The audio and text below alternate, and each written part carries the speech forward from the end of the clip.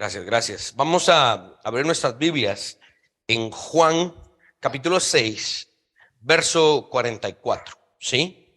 El día de hoy vamos a estar hablando de la tercera predicación sobre el tema de la predestinación, ¿sí? Como iglesia reformada que somos, es necesario que tengamos una doctrina clara acerca de lo que es la predestinación.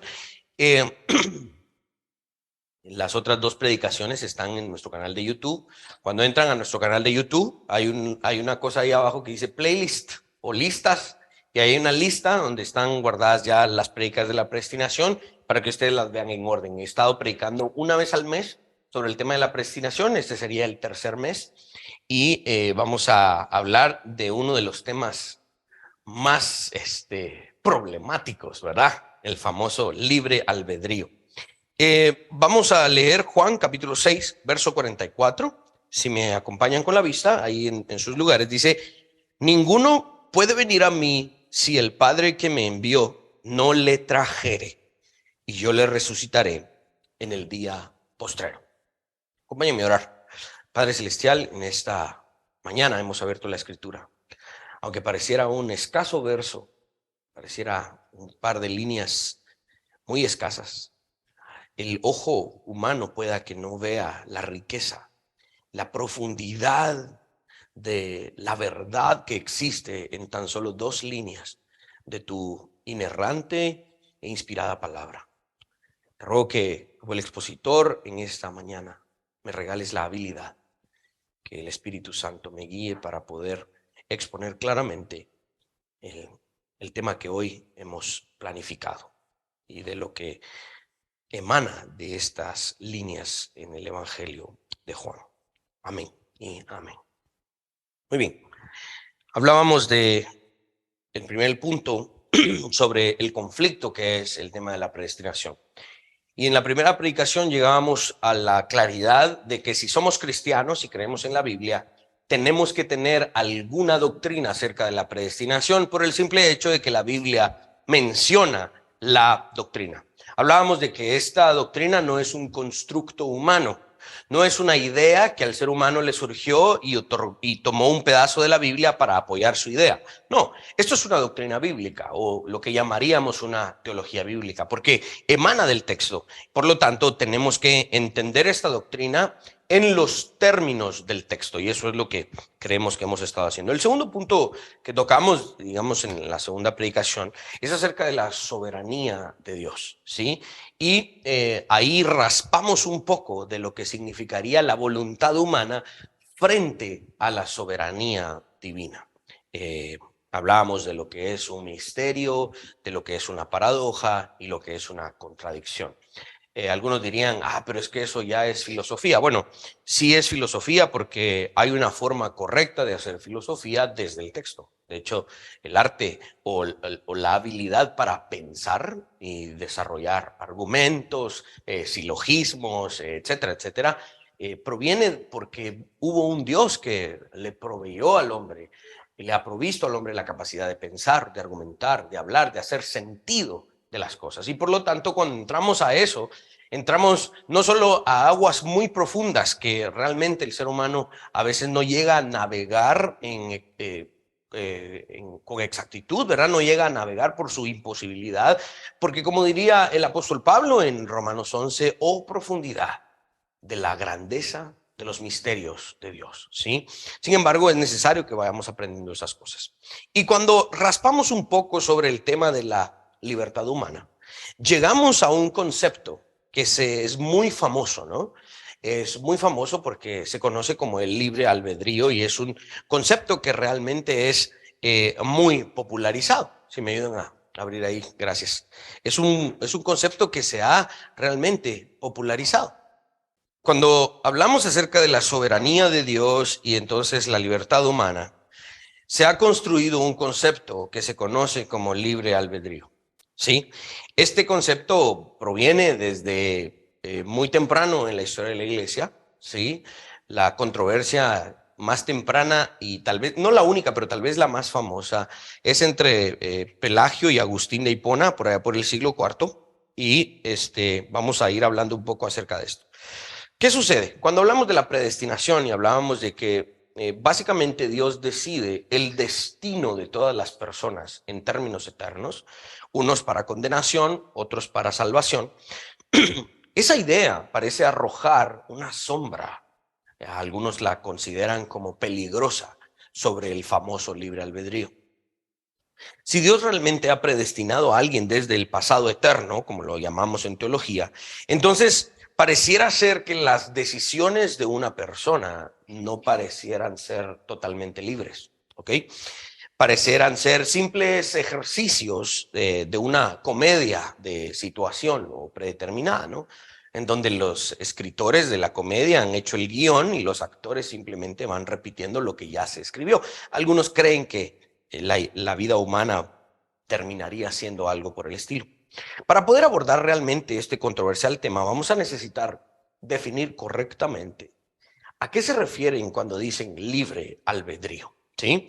R.C. Sproul, en su libro Escogidos por Dios, si me da Luis, dice lo siguiente: la definición más corriente, digamos, dice que el libre albedrío es la capacidad de hacer elecciones, ojo acá, sin ningún prejuicio, inclinación o disposición previa. Para que la voluntad sea libre, debe actuar desde una posición de neutralidad, sin prejuicio alguno en absoluto. Eso es lo que la gente tiene en la mente cuando dice yo tengo libre albedrío. En el instituto bíblico que dirijo, ¿no? Inmediatamente este tema siempre sale en las primeras clases, en las primeras horas de clase, ¿no? Y empezamos a hablar del reino de Dios, de la soberanía de Dios, y inmediatamente alguien, ¿y qué pasa con mi libre albedrío, verdad? Todo el mundo saca esa idea siempre. Esta idea que acabamos de leer resulta muy atractiva, ¿sí? Muy atractiva. En ese escenario, en este escenario del libre albedrío, no hay ningún elemento represivo, ni externo ni interno en la persona, ¿sí? Es la persona totalmente en el vacío, libre de toda influencia, inclinación, motivación. Y vamos a ver lo siguiente, y creo que es el problema más grande: sin ninguna razón por la cual tomar decisiones. Este escenario parece muy atractivo. La gente cree que de verdad los seres humanos somos como una hoja en blanco que puede ir en cualquier dirección, en cualquier color, en cualquier forma, porque no hay nada ni nadie que nos influencie. Esa es la idea del libre albedrío. Primero, vamos a ver el primer problema, porque tenemos dos grandes problemas. Más tarde, cuando ustedes puedan ver su bosquejo, el que les envié, el segundo punto es precisamente que hay dos problemas. El primero es, si hacemos elecciones desde una posición de supuesta neutralidad, sin inclinación previa, entonces hacemos elecciones sin ninguna razón. ¿Ok? Si no hay nada que motive nuestras decisiones, entonces estas decisiones son completamente espontáneas y sin significado moral. Surgen en el vacío y por lo tanto sin propósito, porque no las provoca nada, no las motiva nada. Los problemas continúan en este primer punto, porque entonces estas decisiones surgen en el vacío y finalmente son para satisfacer el deseo propio. Y el problema acá es que Dios no juzga solo el resultado de nuestras decisiones, sino que también juzga nuestras motivaciones. Si nuestras decisiones surgen en el vacío, sin el objeto de glorificar a Dios, sin ser motivadas para la gloria de Dios, entonces esas decisiones surgen con una motivación pecaminosa. El otro problema al que vamos a entrar es el tema racional. Pero si estas decisiones surgieran de verdad sin ningún motivo, si no hay nada que las impulse o las provoque, entonces tenemos este problema moral. El ejemplo es, por ejemplo, uno de los ejemplos es la vida de José o los hermanos de José. Cuando vendieron a José, algunos dicen es que en su libre albedrío estos hermanos vendieron a José. Ellos, haciendo uso total de su libertad, no tenían ningún tipo de inclinación previa, vendieron a su hermano. Bueno, pero eso no es lo que la Biblia dice. Génesis 50, verso 20, dice: vosotros pensasteis mal contra mí, José hablándole a sus hermanos, mas Dios lo encaminó para bien. Los hermanos de José no tomaron decisiones en el vacío, ¿ok? La Biblia dice, y de hecho ellos lo reconocen, el motivo previo a la decisión fue determinado por un deseo, por algo previo que sucedió en ellos, en su corazón, para vender a su hermano. Gracias a la providencia de Dios, esa maldad que los hermanos de José planearon, Dios la utilizó para sus bienes, para sus propósitos, ¿sí? Para que el propósito, para que la historia de la redención se desarrollara. Pero esto encaminó realmente los propósitos de Dios, pero los hermanos de José no tomaron esta decisión en el vacío. Sin embargo, esta decisión fue provocada por los celos que ellos tenían de José.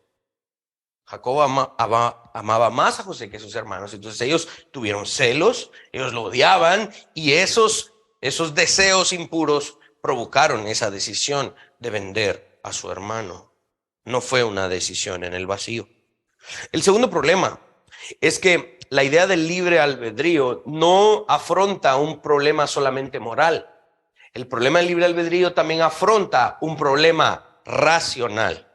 Si no existe ninguna inclinación, si no existe ningún motivo, si no existe razón previa para tomar una decisión, ¿cómo entonces se puede tomar una decisión en cualquier caso? Jamás se podría tomar una decisión si no hay una razón previa.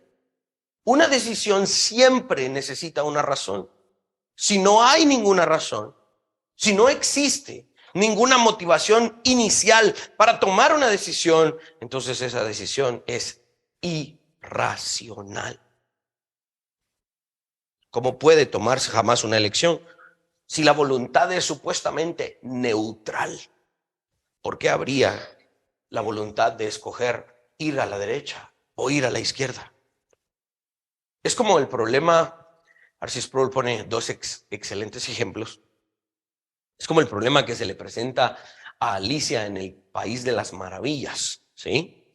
Cuando ella llega a una bifurcación en el camino y no sabía qué camino tomar, Alicia mira al gato que está en la rama del árbol y el gato está sonriente. Y Alicia le pregunta al gato, ¿qué camino debo tomar? Y el gato le responde, ¿a dónde vas? Y Alicia le dice, no lo sé. Entonces el gato le responde, si no lo sabes, entonces no importa. No importa qué camino tomar. Sí, te puedes reír con libertad. Sí, sí, sí. Es decir, está Alicia en la bifurcación y dice, ¿a dónde voy? No sé. Eso no importa.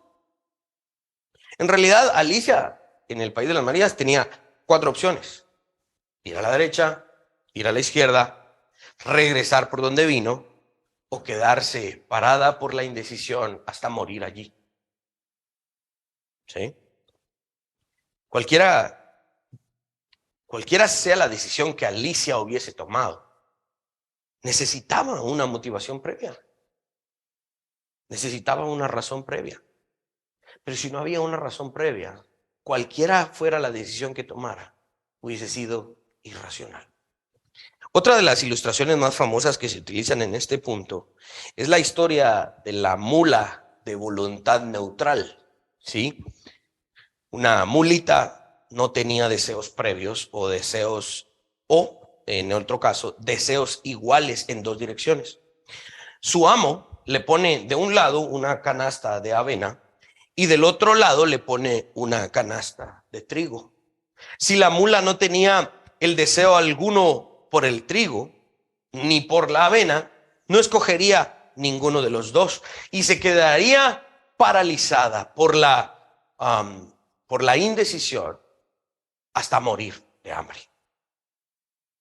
Esa igualdad de disposición sería una parálisis, ¿sí? Porque no hay una razón que le motive para ir a un lado o al otro. R.C. Sproul escribe, ayúdame ahí Luis, en la siguiente diapositiva, dice, sin elección no habría alimento, sin alimento pronto no había mula. Veamos cómo racionalmente, la idea del libre albedrío también es imposible. El libre albedrío es un imposible moral y es un imposible racional. ¿Okay? Debemos rechazar la teoría de la voluntad neutral, no solo por ser irracional e inmoral, sino porque es una idea antibíblica. En el Nuevo Testamento, más claramente, aunque también hay algunos rastros en el Antiguo Testamento, vamos a encontrar que Dios castiga la supuesta idea de la neutralidad y lo castiga de una manera muy especial, ¿no? Aquel que no es frío ni caliente, sino que es tibio o se queda en el medio, lo vomitaré de mi boca, dice el Señor. Vamos a hablar de tres grandes personajes: Jonathan Edwards, luego Agustín de Hipona y por último, el mayor de todos, Jesucristo. Jonathan Edwards, el gran puritano en los Estados Unidos, siglo XVII, decía lo siguiente. Ayúdame, Luis. Él definía la voluntad como la mente escogiendo. La voluntad es la mente escogiendo. De hecho, Jonathan Edwards, una de sus obras más importantes es La libertad de la voluntad, The Freedom of the Will. Es una especie de ironía bien bonita dentro del círculo reformado, porque siglos antes Martín Lutero había escrito en su debate contra Erasmo aquel gran texto de la esclavitud de la voluntad, ¿sí? Pero ahora Jonathan Edwards escribe acerca de la libertad de la voluntad. Aunque Martín Lutero había dejado claro el caso en contra de Erasmo, ¿no? Erasmo era un gran abogante, era alguien que defendía la idea de que el ser humano tenía una especie de libre albedrío. Martín Lutero en su debate había dejado en claro, es que estás abordando mal el tema, Erasmo, estás abordando desde la supuesta libertad de la voluntad, cuando realmente la voluntad humana está presa del pecado. Por eso es que Martín Lutero abogaba que la voluntad estaba presa, realmente no estaba libre. Pero hay una instancia, dice Jonathan Edwards, en el que sí la voluntad es libre, en el sentido de que la mente puede escoger. Nuestras elecciones nuestras decisiones se basan en lo que nuestra mente aprueba o rechaza. Mi entendimiento, mi sistema de valores, mi inclinación, mis motivos juegan un papel muy importante en mis decisiones, ¿ok? Si mi mente no está involucrada en mis decisiones, entonces estoy siendo un agente arbitrario, una persona moralmente absurda, ¿sí? Otra definición del libre albedrío, ¿sí? Ayúdame, Luis, es la capacidad de escoger lo que queremos. Algunos dicen, bueno, es que el libre albedrío consiste en que lo que la persona quiere, eso escoge. Esta definición ahora se apoya en el deseo humano, ¿ok? Ya no solo en el pensamiento. Esto también hay que reflexionarlo cuidadosamente porque a muchos los engaña. Jonathan Edwards dice que el ser humano no solo es libre de escoger lo que desea, sino que debe escoger lo que desea. Y eso es realmente una operación de facto en el ser humano, ¿sí? Para que verdaderamente una persona sepa escoger, es porque está escogiendo algo que desea. Edwards dice que la voluntad siempre escoge según su más fuerte inclinación en el momento. Una persona va a escoger de acuerdo a su más fuerte inclinación en el momento. Esto significa que antes que toda elección es libre, toda elección es libre, pero también está determinada por los deseos del ser humano. Mucho ojo, porque esto no es una contradicción. Es en alguna medida algo irónico o paradójico. Según la argumentación de Edwards, una persona está determinada, ¿sí? Y no significa que un agente externo esté forzando su voluntad, sino que su motivación interna está determinando sus decisiones. Esta persona sí está pensando, pero también expresa de sus deseos, y esas inclinaciones y esos deseos fuertemente le impulsan a tomar las decisiones. Antes de tomar tal decisión, esa persona estuvo motivada por sus deseos. ¿Ok? En resumen, nuestras decisiones están determinadas por nuestros deseos. Ahora, añadamos un problema del cual no podemos escapar. El problema es que somos criaturas con variados deseos y muchas veces estos deseos son conflictivos. ¿Sí? Tenemos motivaciones diferentes y a menudo nuestros deseos son conflictivos. ¿Sí? ¿Querés que vayamos a comer o no? Sí, pero no con esa actitud. Sí, pero no. Sí, tenemos unos deseos conflictivos. De verdad que aquel que ponga un restaurante que se llame A Donde Sea, va a hacer dinero, porque cuando le preguntan a las personas a dónde vamos a comer, a donde sea, con gusto, y vamos al restaurante que se llama A Donde Sea.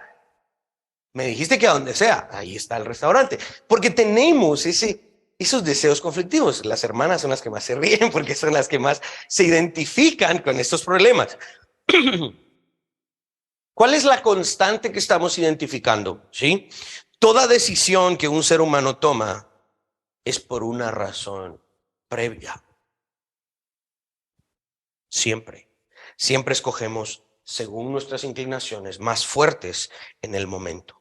Incluso los actos externos de represión no pueden quitarnos totalmente la instancia de libertad que tenemos. En cierto momento puedo ser obligado a hacer algo que no quiero. Eso también sucede. Por ejemplo, un robo a mano armada. Eso no sucede en Guatemala. Se ríen. Todos aquí creo yo que hemos tenido esa fea experiencia, ¿no? A mí me asaltaron 2 bolitos, pero ¿qué pude hacer? Entre los 6 quetzales con 50 centavos que tenía, los tuve que entregar. En un robo a mano armada, el ladrón me da 2 opciones: tu billetera o tu vida. ¿Sí?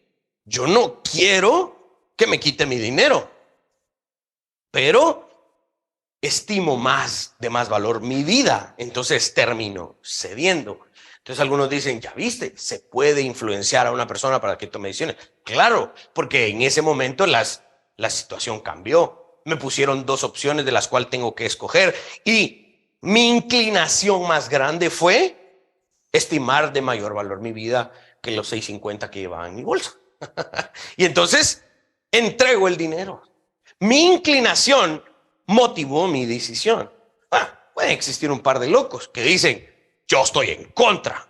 Y si me va a quitar mi dinero, me va a tener que matar primero para todo. Estoy dispuesto a morir por esos 6.50 que llevo en mi bolsa. Y tal vez lo puede matar. Y él dice, entonces su inclinación, su deseo más fuerte fue el oponerse a esa injusticia. Estuvo dispuesto a entregar su vida. Hubo una inclinación, hubo un deseo más fuerte que motivó esa decisión. Incluso cuando hay una represión externa, existe un deseo que predetermina las decisiones. ¿Me van siguiendo? ¿Están viendo? Siempre existe una razón previa. Una razón previa. No existe un tal libre albedrío.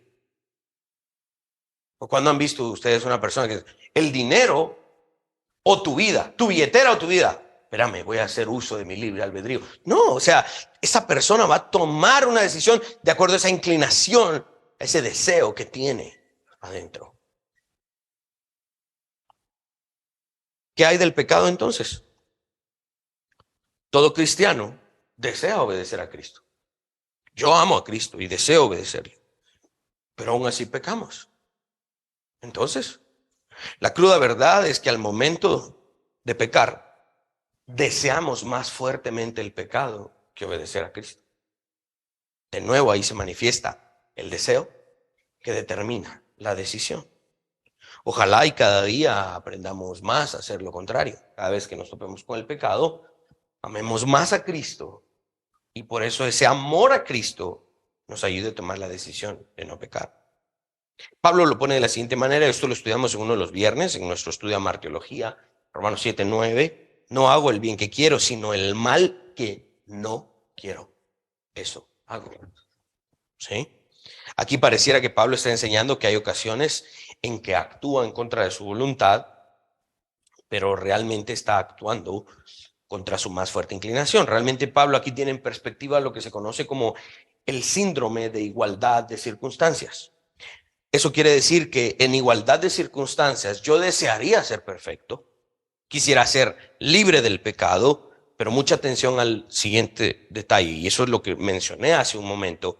Mis deseos no permanecen constantes, mis deseos fluctúan. No sé si ustedes han conocido personas, académicos, maestros o ancianos, no viejitos, de esos abuelitos que siempre han sido fríos, ¿verdad? Serios, ¿verdad? Así, rectos, y nada los mueve. Incluso ellos tienen deseos fluctuantes. Todo ser humano tiene este problema, y esos deseos predeterminan las decisiones del ser humano. Cuando tengo el estómago lleno, es fácil decir voy a hacer dieta. Pero cuando tengo el estómago vacío, pregúntenme si quiero hacer dieta. No, mis circunstancias van a ir determinando eso en alguna medida. Las tentaciones surgen cuando mis deseos y apetitos tienen estos problemas. Hago cosas que en circunstancias normales no haría. Y entonces, ¿por qué hiciste esto? Porque las circunstancias eran diferentes. Como una persona que dice, yo no estoy de acuerdo con el tema de las armas, yo no me defiendo, yo no, que no sé qué, que mejor entreguen, si alguien los asalta, entréguenlo. Perfecto, eso no hay problema. Pero esas mismas personas que se oponen a defenderse y todo lo demás, cuando ven que su esposa, una hija, un hijo están a punto de perder la vida o ese tipo de cosas, en circunstancias diferentes actúan en contra de lo que dicen que habían defendido. Ahora, esto no es una hipocresía totalmente en el sentido de los fariseos y eso que hemos hablado, ¿no? Sino que es en el síndrome de igualdad en circunstancias. Es decir, cuando estas circunstancias cambian, realmente mis inclinaciones van a sufrir un cambio. Y qué bueno que esa persona que dice, yo no creo en la defensa personal y ese tipo de cosas, pero cuando mira que su esposa, uno de sus hijos, está a punto de ser violentado, inmediatamente cambia para defender. Qué bueno que en ese sentido sus deseos fluctuaron. Entonces, el punto que estoy ilustrando es que una decisión nunca se toma en el vacío, que es la idea del libre albedrío. Es moral, racional y bíblicamente incorrecta. Siempre hay un deseo que impulsa alguna decisión. R.C. Sproul escribe que el cristiano vive en un campo de batalla de deseos conflictivos. ¿Okay?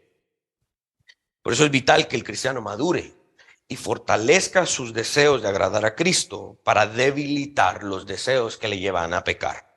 Y eso es lo que llamamos el proceso de santificación, ¿sí? Y eso estamos todos en él. Entonces, escogemos según nuestra inclinación más fuerte en el momento, es decir, escogemos lo que queremos, ¿ok? En ese momento somos libres. ¿Se dieron cuenta? Voy a tomar una decisión, soy libre, pero al mismo tiempo estoy determinado por mis propios deseos. No hay escapatoria. No puedo ser forzado a hacer aquello que ya me produce deleite. Si esto me gusta y lo hago, no estoy siendo forzado. Mis deseos dictan esa elección. Mis deseos dictan esa decisión. La idea neutral del libre albedrío es imposible, porque implica una elección sin deseo. Eso es imposible. Es como tener un efecto sin causa, que procede de la nada, lo cual de nuevo es irracional. Esto me lleva a un punto bien importante. Ayúdame, Luis. El siguiente punto también en sus bosquejos es la capacidad moral y la capacidad natural del ser humano. Jonathan Edwards distinguía entre estas dos capacidades. Las capacidades naturales o la capacidad natural tiene que ver con los poderes que recibimos como seres humanos. Pensamos, andamos, caminamos, hablamos, oímos, vemos y sobre todo tomamos decisiones. Aunque también carecemos de ciertas capacidades naturales, como por ejemplo, yo no puedo volar sin la asistencia de alguna máquina o algo por el estilo. No puedo tirar de un lugar, de una altura y decir, voy a volar. Esa capacidad, aunque bien es natural para ciertas criaturas, no necesariamente es una capacidad natural para mí. La voluntad es una capacidad natural, ¿ok? Dada por Dios. Por eso aquellos que nos consideramos reformados, que nos llamamos calvinistas, no es que no creamos en la voluntad humana. Lo que pasa es que tenemos una doctrina distinta acerca de la voluntad humana. La hemos entendido desde lo que creemos. El texto dice, tenemos todas las facultades naturales necesarias para hacer elecciones. Tenemos una mente, tenemos una voluntad y por lo tanto tenemos la capacidad de escoger según lo que deseamos. ¿Sí? Entonces, ¿cuál es el problema? ¿Cuál es el debate? Bueno, el debate es que la Biblia dice que el problema es la naturaleza de nuestros deseos. Ese es nuestro problema. Si nuestros deseos son corruptos, nuestras decisiones generalmente serán malas. En ese sentido, no existe el famoso libre albedrío.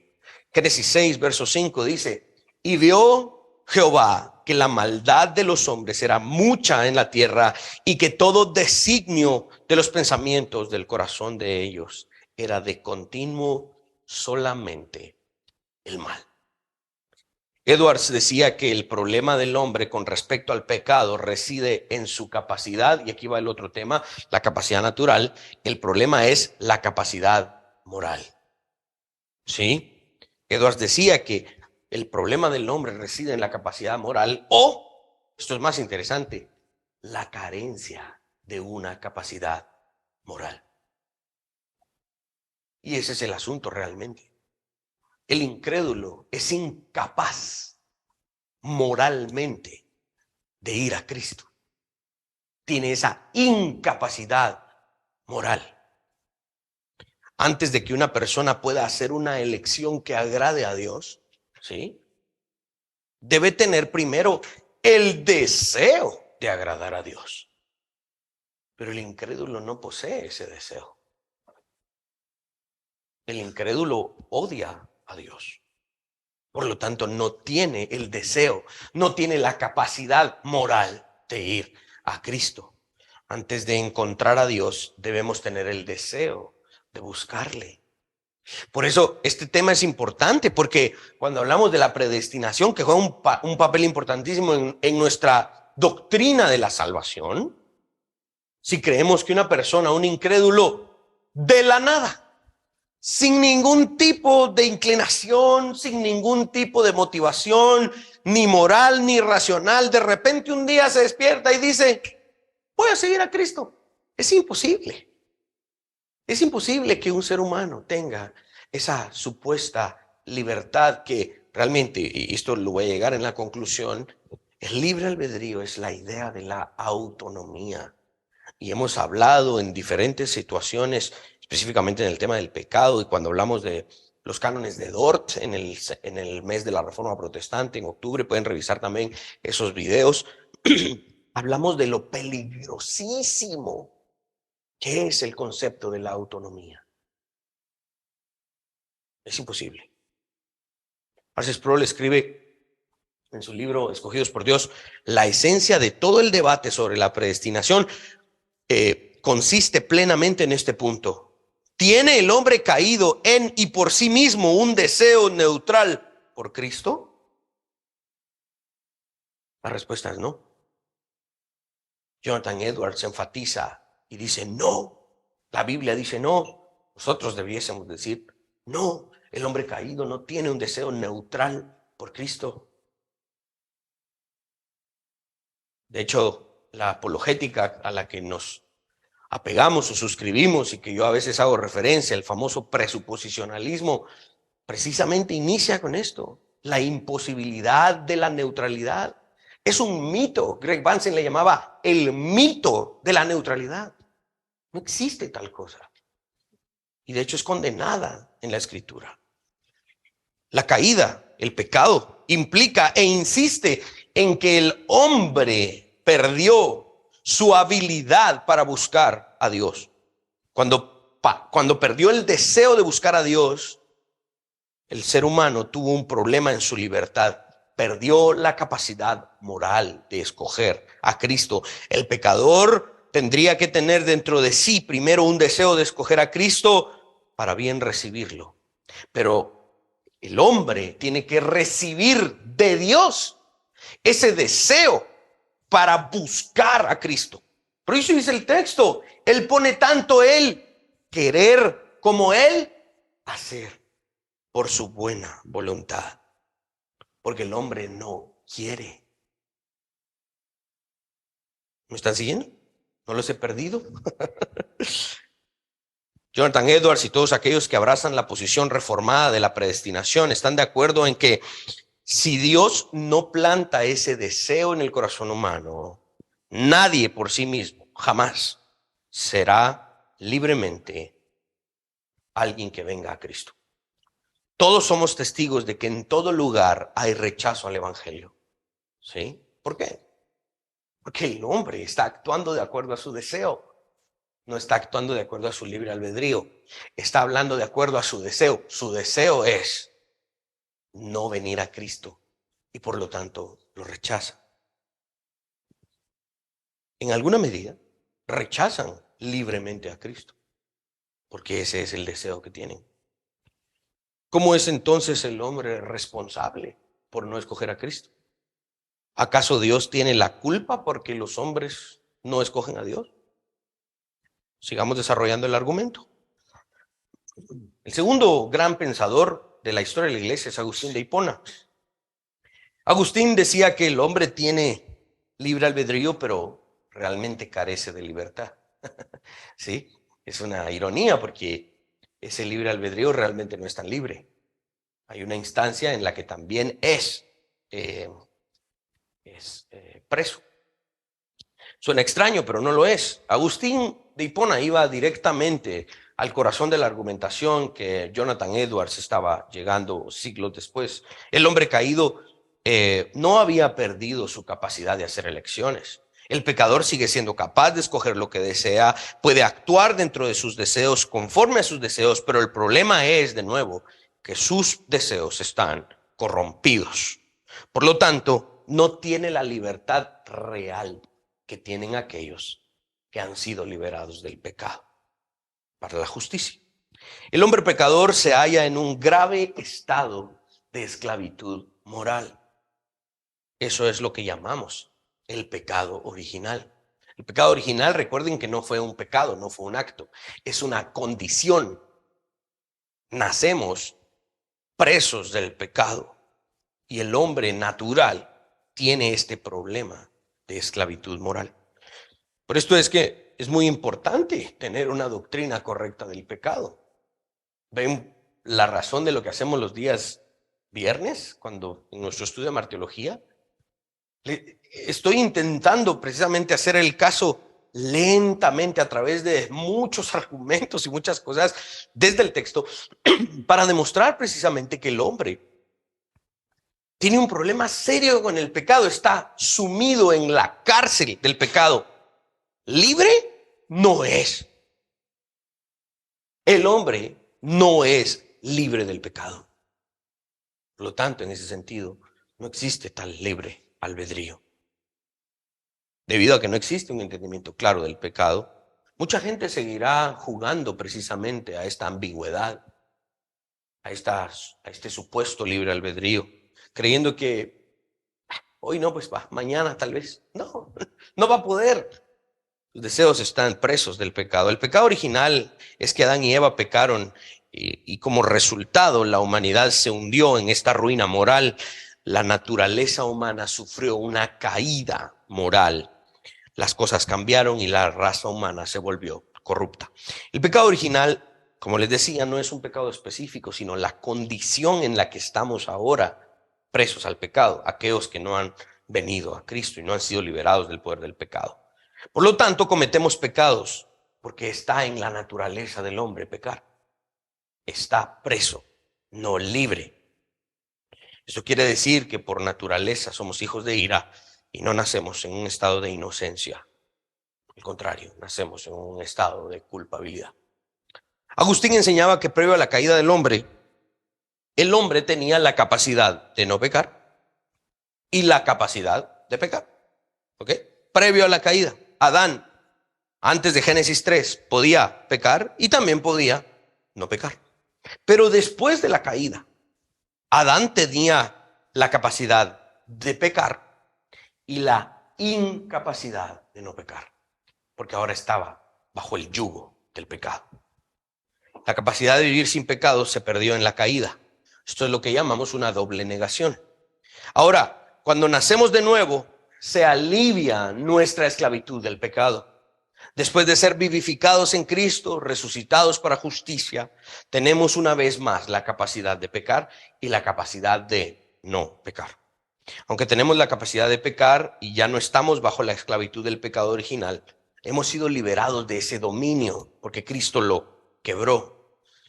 El incrédulo sigue esclavo del pecado, haciendo imposible otra vez la idea del libre albedrío. Ahora, vamos al pensador más importante de todos los tiempos, Jesucristo. ¿Qué dice Jesús acerca de eso? Miren, Agustín de Hipona y Jonathan Edwards tenían razón acerca de estos puntos, pero ellos son hombres falibles. Sobre ellos no descansa la autoridad que descansa sobre Jesucristo mismo.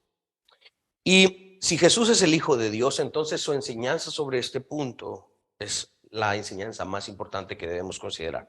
No solamente el verso que leímos al inicio, sino que en ese mismo capítulo, versos adelante, ayúdame Luis, Juan 6, verso 65, dice, y dijo, por eso os he dicho que ninguno puede venir a mí si no le fuere dado del Padre. Ojo con esas palabras, las vamos a ir analizando y también en su griego original para que entendamos esto. La primera parte de este verso se conoce como un negativo universal. En filosofía se le llama así. ¿Quiénes están incluidos en la palabra ninguno? Todos. Dice, ninguno puede venir.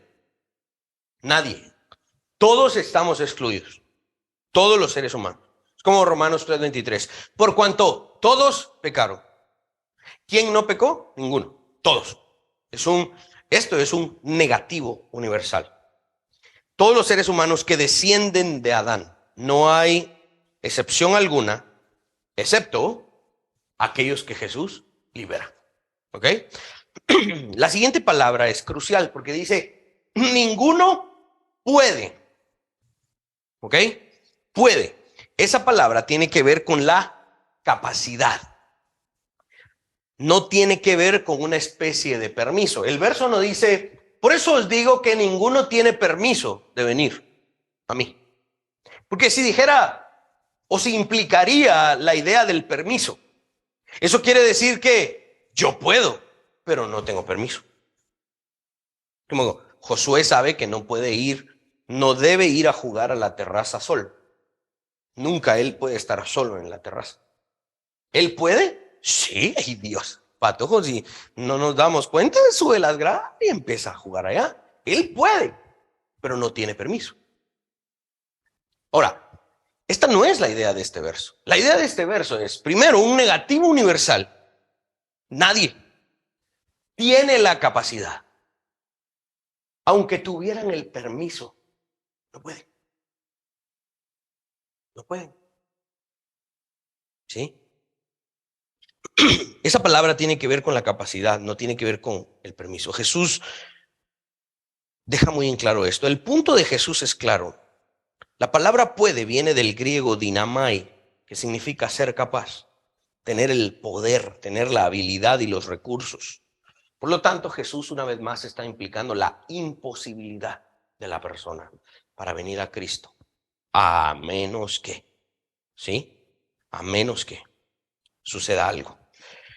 Lo que sí es bien importante, dice que ninguno puede venir a Cristo si no, miren, si no, esa es una condición, ¿sí?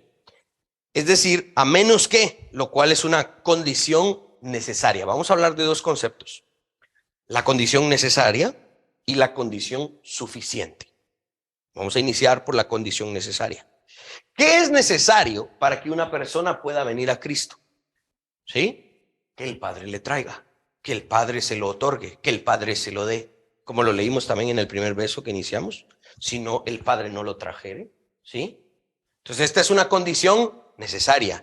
Es necesario que el Padre traiga a una persona a Cristo. ¿Ok? Algo debe ocurrir antes de que pueda suceder otra cosa. Ningún ser humano puede venir a Cristo a menos que la divinidad lo haga posible. Esa condición necesaria, dice Jesús, es la habilitación del Padre. El Padre le da la capacidad de venir. Este pasaje y otros en la Biblia nos enseñan que no está dentro de la capacidad natural del hombre caído el ir a Cristo por sí mismo sin la ayuda divina. De nuevo podemos ver la imposibilidad del famoso libre albedrío.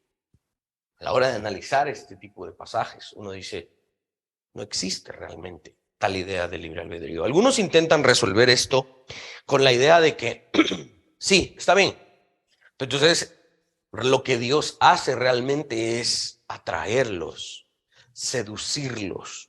Sí, a veces hasta encontramos ese lenguaje en muchas canciones cristianas. Oh, me has seducido con tu, ¿verdad? Ese tipo de cosas.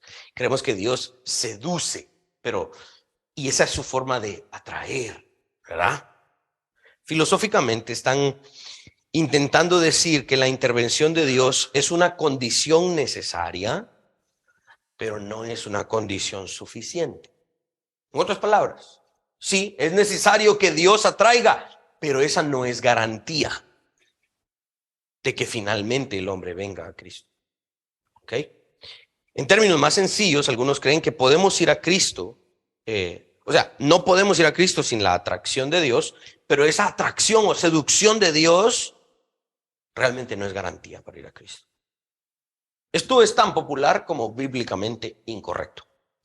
De acuerdo al texto con el que iniciamos, dice que el Padre trae al pecador a Cristo. La palabra griega ahí es elko, con K. Y dice compeler significa, a menos que el Padre elko, a menos que el Padre venga y cause en él y lo compela, ¿verdad? Lo atraiga mediante una superioridad irresistible. Compeler es un concepto más fuerte que atraer o seducir. Otros lugares del Nuevo Testamento donde se utiliza esa palabra griega elko. Por ejemplo, Santiago 2, verso 6, dice, pero vosotros habéis afrentado al pobre.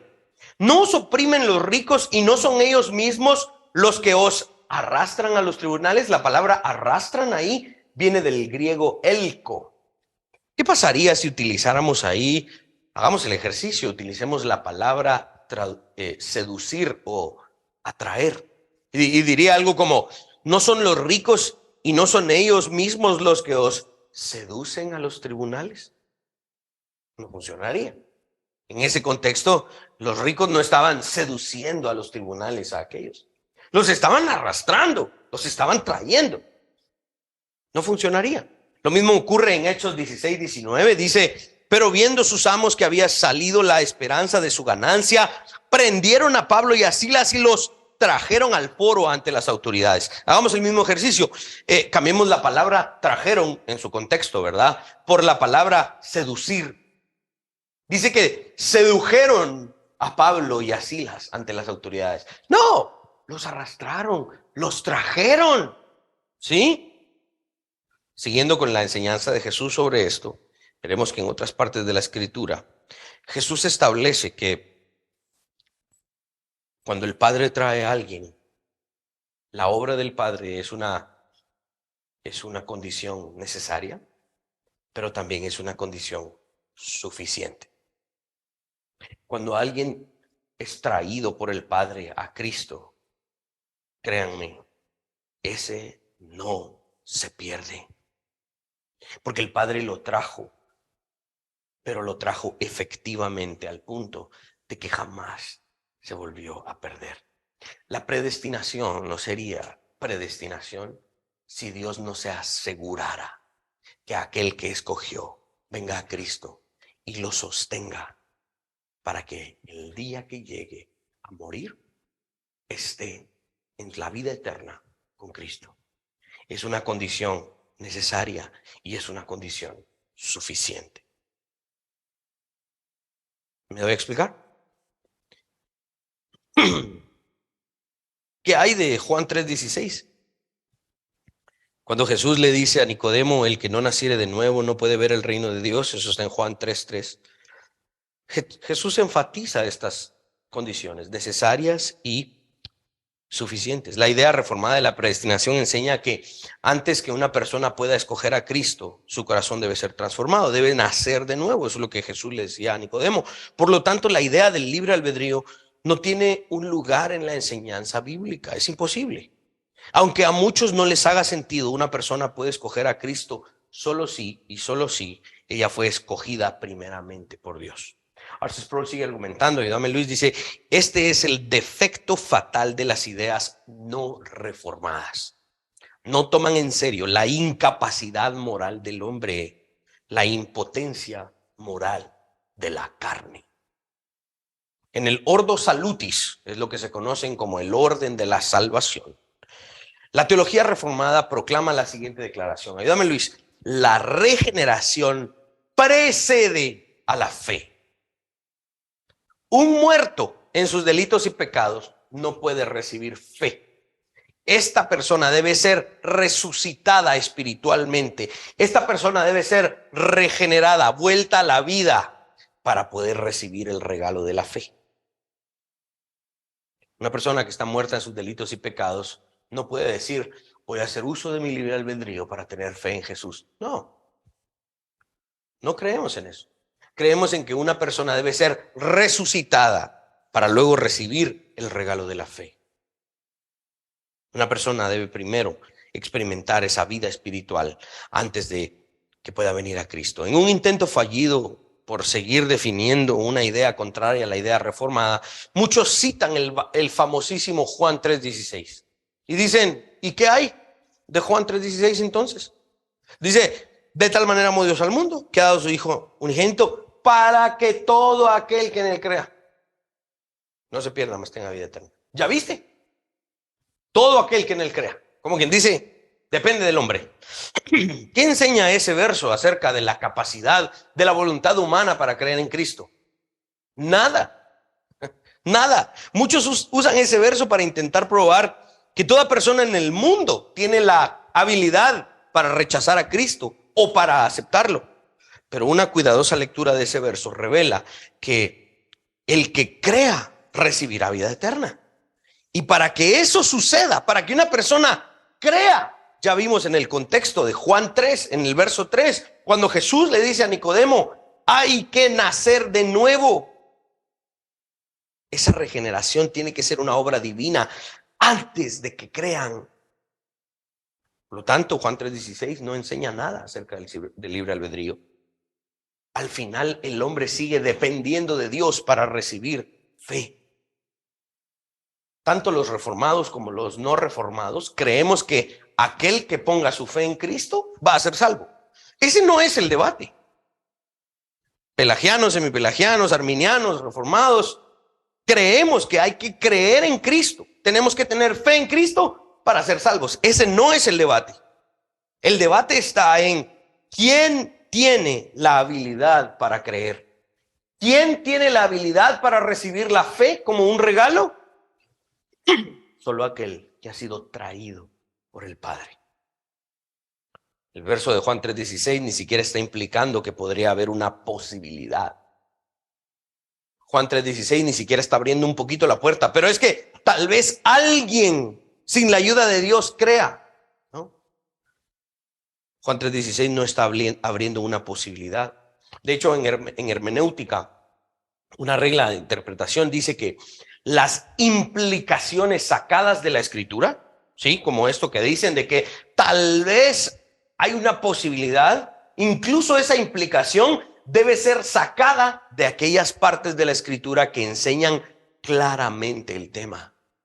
Las implicaciones no se sobreponen a lo que está claramente enseñado en la Biblia. Y lo que está claramente enseñado en la Biblia es que nadie puede venir al Padre a menos que el Padre lo traiga. Nadie puede venir a Cristo a menos que el Padre lo traiga. Eso está claramente enseñado. Una implicación de una supuesta posibilidad no se sobrepone a lo que está claramente enseñado en la Biblia. ¿Me van a entender? ¿Sí? Explícitamente ya vimos que nadie puede venir a Cristo a menos que el Padre lo traiga. Por lo tanto, no hay espacio ni siquiera para una posibilidad de un supuesto libre albedrío. Esta regla de interpretación que les acabo de decir, curiosamente, la comparten teólogos reformados y teólogos no reformados.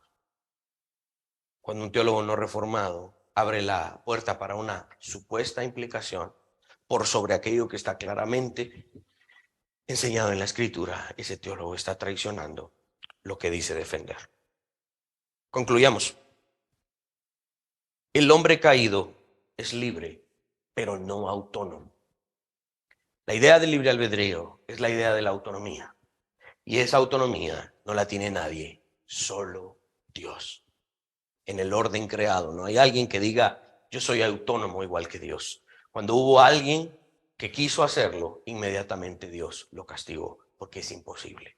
Satanás y Adán intentaron hacer esto, y Dios los castigó. El hombre caído es libre de escoger lo que desea, pero debido a que sus deseos son puramente iniquidad, carece de la habilidad moral para venir a Cristo. Si este hombre sigue sin ser regenerado, nunca podrá tener la habilidad de escoger a Cristo porque es esclavo del pecado. No tiene ningún deseo por Cristo y no puede escoger lo que no desea. Solo la gracia de Dios puede romper la esclavitud del pecado. Finalmente, no se trata de descifrar si el hombre es libre o no. La pregunta es, ¿el hombre es libre de qué? Ese es el punto. Y ustedes y yo somos libres del pecado. Paradójicamente, nos hemos convertido en esclavos de Cristo. En una instancia, permanecemos esclavos. La diferencia es el amo. Antes servíamos al pecado. Hoy servimos a Cristo. Somos libres, pero no autónomos. El cristiano es libre del pecado, el incrédulo no. Por lo tanto, la idea del libre albedrío no es moral, no es racional y tampoco es bíblica. Este tema desata ciertas pasiones en muchas personas.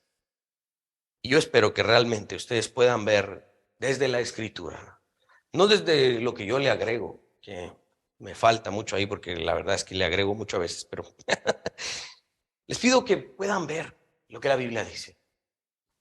Necesitamos de Dios. No somos libres en ese sentido. Amén. Pongámonos de pie.